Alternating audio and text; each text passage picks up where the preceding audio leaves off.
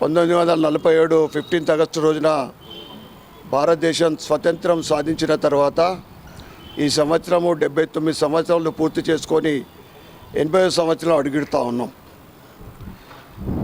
ఈ 80 సంవత్సరాల కాలంలో భారతదేశం ఈరోజు ప్రపంచ దేశాల అధికారుల్ని కానీ, ప్రధానమంత్రుల్ని కానీ, అధ్యక్షుల్ని కానీ భారతదేశం అంటే అభివృద్ధి చెందుతున్న దేశంగా అందరికీ కూడా ఆకర్షిస్తూ ఉన్నది.